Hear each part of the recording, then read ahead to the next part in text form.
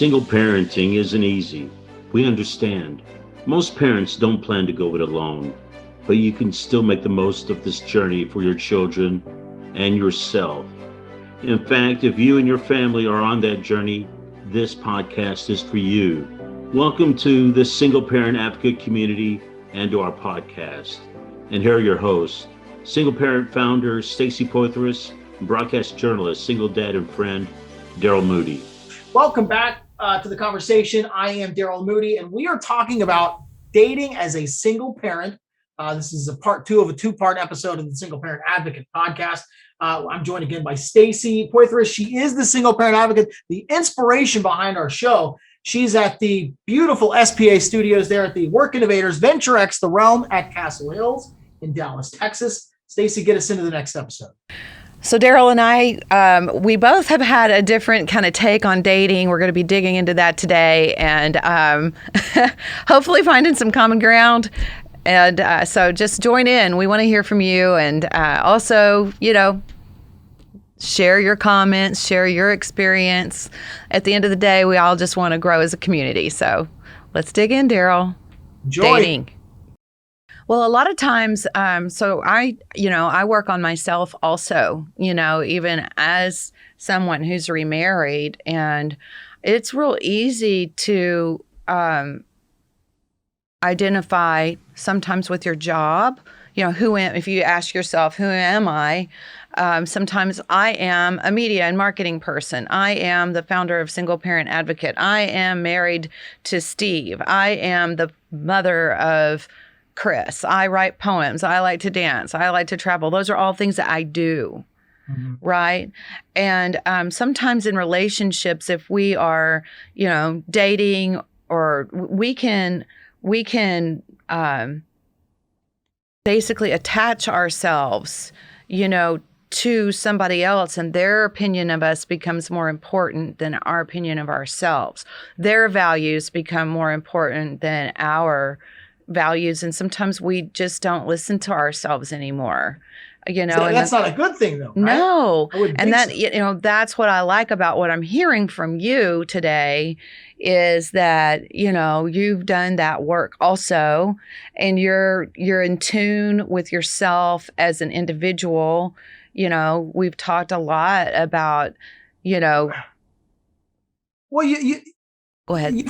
You find that people who take on their partner's personality traits or values or what have you, those people don't typically have a strong personality. I think you've figured out by now I have a pretty strong personality. So, I don't see myself really kind of taking on other people's personality traits or that sort of thing. Yeah, no, I just brought it up as a kind of an idea, because I think it's important that all of us, no matter what stage of the game we're in, whether we're dating somebody, whether we're in a blended family, whether we are, thinking about getting our toes back in the dating water, a good best practice is to always be working on your heart work, body, mind, and spirit, and know yourself, and take time to make sure you don't lose that if you do enter into, dating. And whether you're, dating around or you're dating one person, for me, I never did date around. I was always, like one person at a time. I couldn't cope with all that other, but,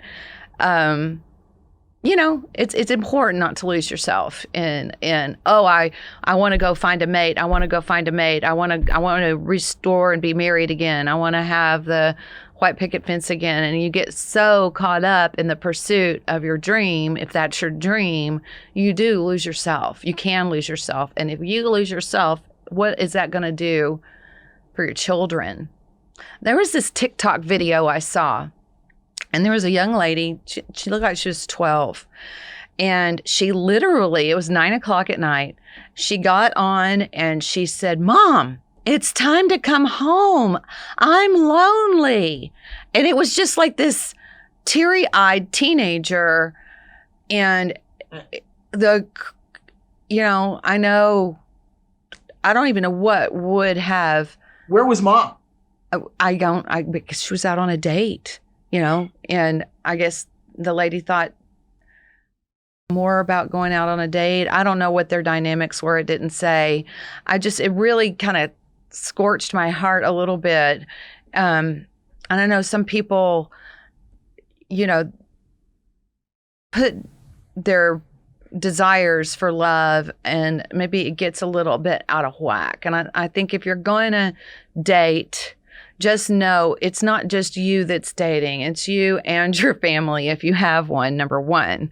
And number two is keep it in check. Don't go over the deep end, And number three is stay in touch with yourself, independent of all of that.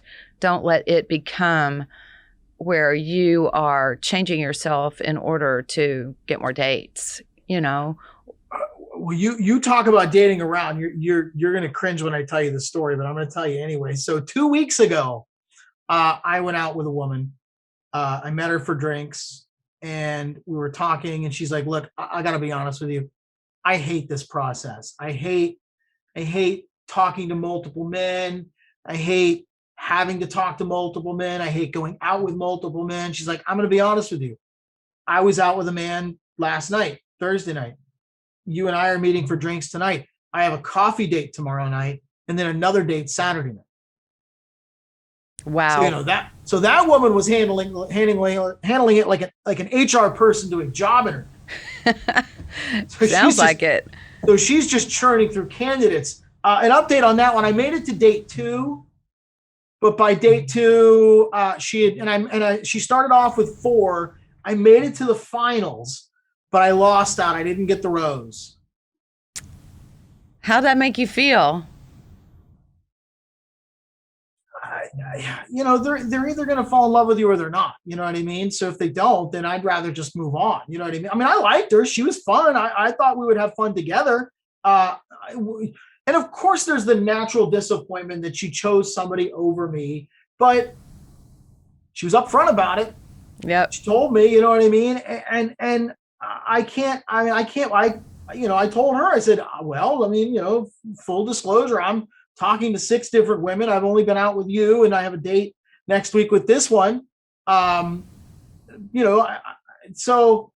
it's almost like you're comparing each other's dating activity to see who's out and about the most. It sounded like just now, I've got these 4 of these 5 or 6 and I've got these 4 or 5 or 6. And like at any point, does it feel like a competition? Like, oh, I'm getting out, I've got my whole week filled with candidates. No. And I'll tell you the reason why I didn't take it that way was because she opened it up with, I hate doing this.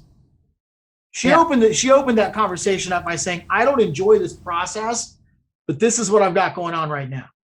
And ultimately, when she told me I didn't make the cut, she said, look, I've enjoyed our time together. I've really enjoyed talking to you. You're a great guy. But I've just had more FaceTime with this other gentleman.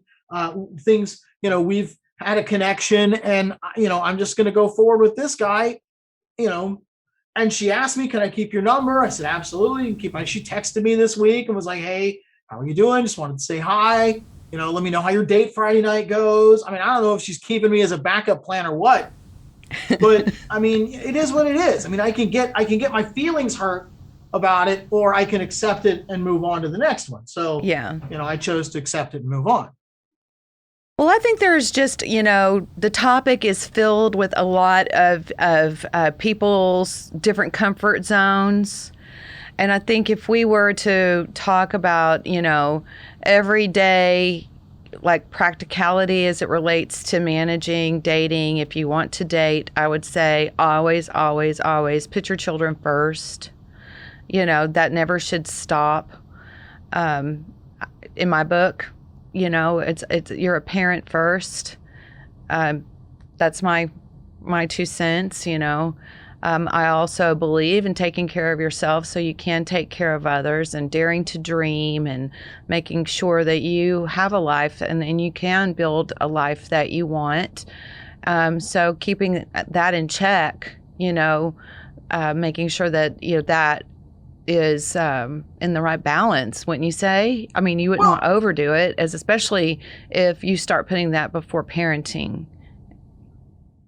Well, of course. I mean, I echo everything that you just said. Of course, you want to put your kids first, but I think it's just important to point out to the viewers and the listeners, there's no right or wrong way to do this. I mean, you Well, yeah. navigate your life, in the way that you can answer to your creator about.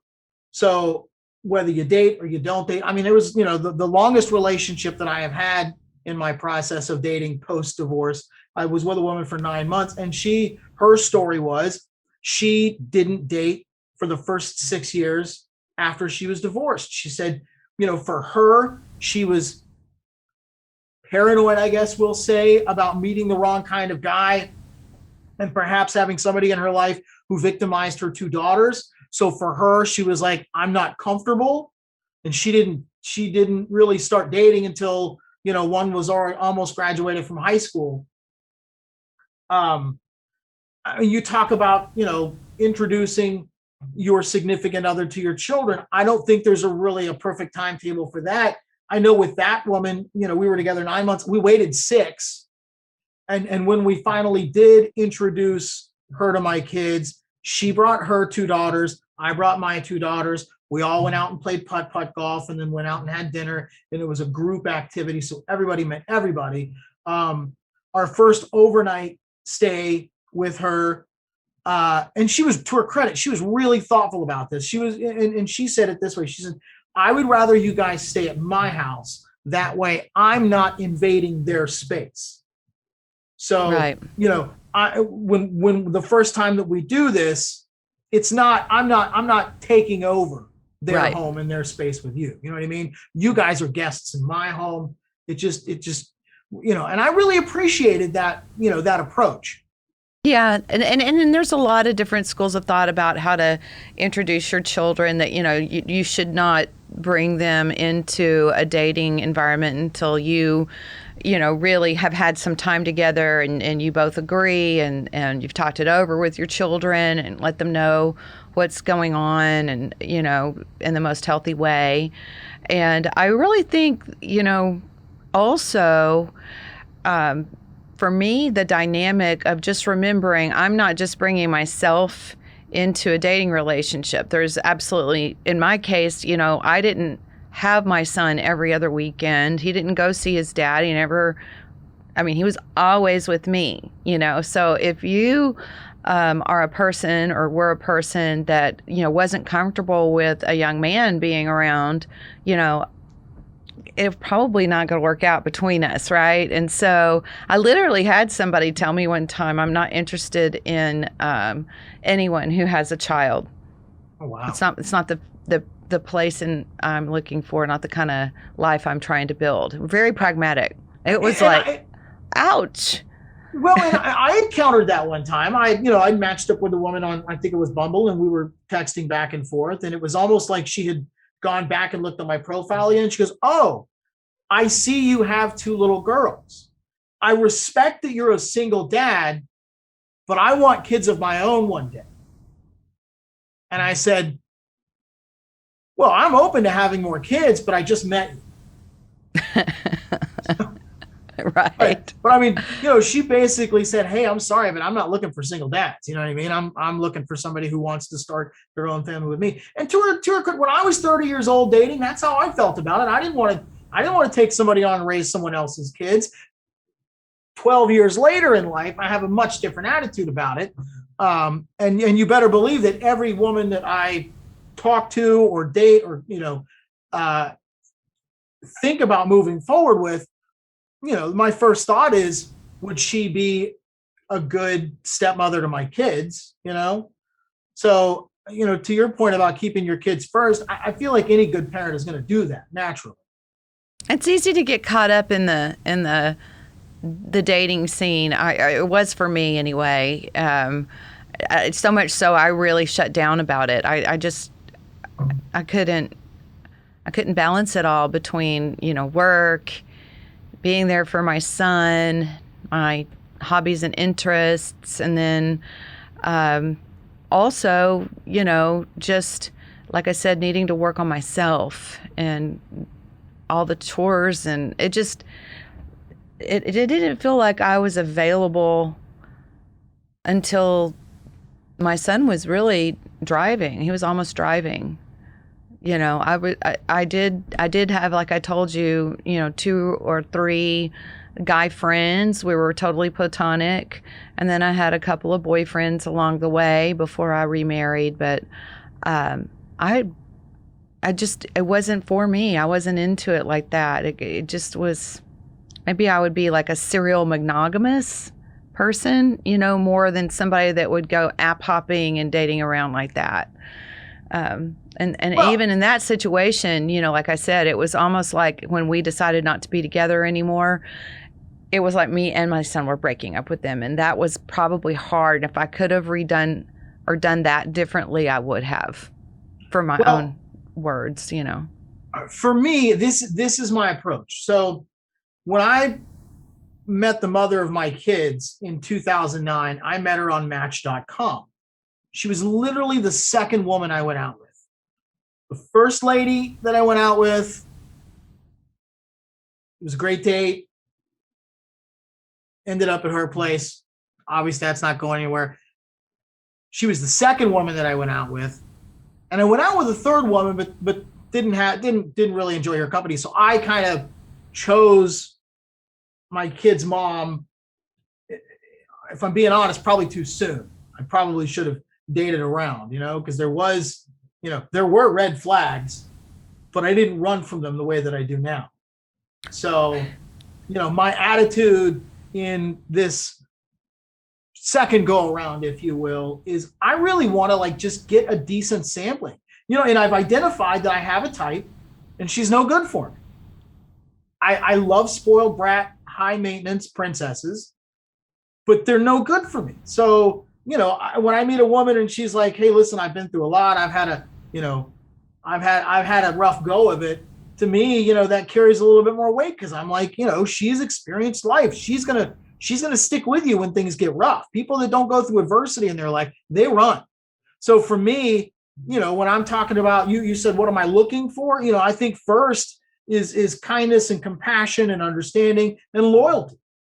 And I think that, I'll be honest. When I set out to begin dating, I had in my mind, I want a 32-year-old woman, either with no kids or one little kid.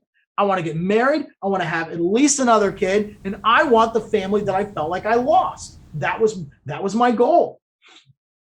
And I've dated women who are older than me with kids who are older than mine. I've dated women who are younger than me with no kids. And I think the conclusion that I've come to now is that rather than looking for a woman who is in a certain situation or has a certain, fits a certain thing or, has so many things going on with her life, I am more concerned with finding somebody who is a good match for me and somebody who will be my best friend and a good partner. And obviously my kids factor into that decision, but, rather than finding somebody with kids my kid's age or somebody with no kids, or, rather than that being a determining factor, I'm looking more toward personality types than I am whether you fit the mold that I'm looking for. Well, it sounds like eHarmony would be a place for you then, because you're more about the personality matching. But they tried to match me up with my ex-wife, Stacey. I can't trust those people. Trust broken. Trust broken. Forget it, we're done.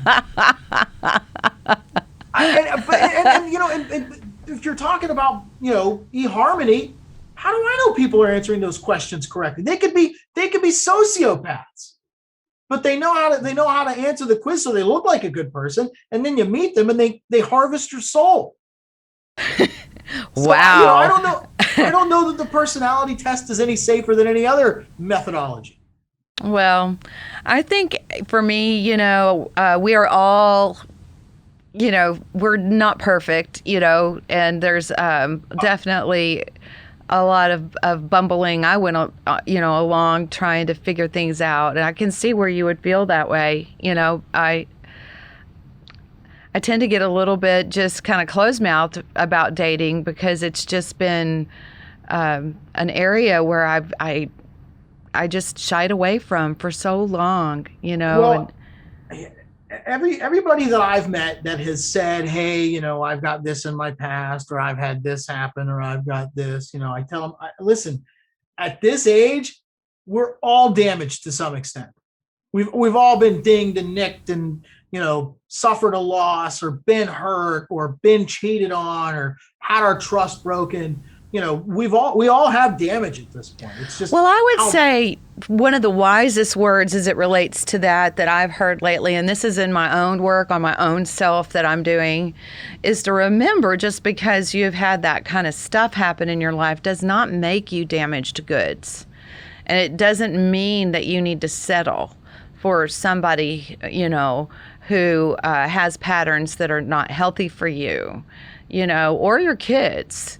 Just because we have, and I say it all the time, remember you're not broken. If you're a single parent, there's nothing broken. You are a single parent family. You are a single parent. You can't see yourself as damaged goods. You're speaking to me when you said that. I mean, I can remember having a fight with a woman that we broke up with, and I told her toward the end of the relationship, she told me every day what was wrong with me, and a million times what was wrong with my kids and this and that. That's the one that we were together for a while. But I ended up telling her, I'm not broken. I am not broken. I've been through a lot, and I've got my scars, but someone's going to love me. Someone is going to accept me for who I am. They're going to accept me for my quirks and my habits, and they're going to say he's good enough for me. And I just remember saying the words, I am not broken. I'm not broken. And that starts with you knowing that you're not broken deep on the inside before you bring somebody else into the equation. And that's where, I think taking some time after a divorce to get to know yourself again and take a little bit of a slow go of diving back into the dating water. Well, but to your point, Stacey, I've learned a lot about myself in the process of dating. Well, you have, and you learn people's feedback for sure, but you need to have your own self-esteem, your own realization that you're not broken and that you're not damaged goods, and your own healthy dynamic with your kids. And they need to know the same things about themselves before bringing somebody else, in my opinion, into the equation. And, we tend to think we have to go and fix ourselves. So we have to fix ourselves, body, mind, and spirit. And then we have to fix ourselves by finding friends and people that we go out with to tell us, the things that we need to know about ourselves, instead of just going, I am going to know who I am. I'm going to know that I am not broken. I'm going to know that I've got as much as possible in order in my life before I bring in another person and let them tell me who I am and who I'm not. So let's call that our official stance on dating as a single parent. Make sure you're in a good place before you go bringing someone else into the picture. I think we can agree on that for sure, because we both kind of had a different approach, right? If we were to look back in my life. So I like where we landed. You made it to the finish line. I haven't made it to the finish line yet. I'm still on, turn 4. Anybody who's married, anybody who's married, and I'm not stepping all over you, but anybody who's married will tell you it's not a finish line. It's just a different kind of work. Right. But I mean, I whether I'm married or whether I cohabitate and live in sin with someone for the rest of my life, I just want to end up coupled with somebody. And as long as I end up with a partner, then I will feel like I have achieved my goal in this process. Now, like I said, I used to have what I thought was my definition of the finish line, the goal. But I have opened that up quite a bit, while at the same time focusing in on really what should be more important. Yes, which is, your family dynamic and your kids and your job and everything else. I mean, every woman that I meet who says, I just want a peaceful, happy, quiet life, I'm like, well, then we ain't for you. It's my kids and I, we're constantly screaming, and we sound like 6 people, and it's really just 3 of us and a dog. Well, gosh, Daryl, I feel like we could talk about this forever. It's a You really. look at, I see Eric. Eric's telling us we got to go. I know. It's really been fun talking about it because, I can't even imagine, being in those shoes or back in those shoes. I bet if I were back in those shoes, I'd probably clam up again, though. I'm just trying to make lemonade here. You're doing great, and you just need to know what a great guy you are. And I like where we landed about, we need to make sure that we take good care of our own mental, spiritual, and physical well-being before we dive back into dating waters as single parents. Yeah. I like that. That's really smart. All right. Father's Day is around the corner. Singleparentadvocate.org. Donate to the cause. Follow us on social media, Facebook, Instagram. Where else are we? Oh, we're everywhere. YouTube. Right. YouTube. We're on YouTube. YouTube. That's big on all those. We need to have everybody subscribe and share our podcast channel too. So Single Parent Advocate on YouTube.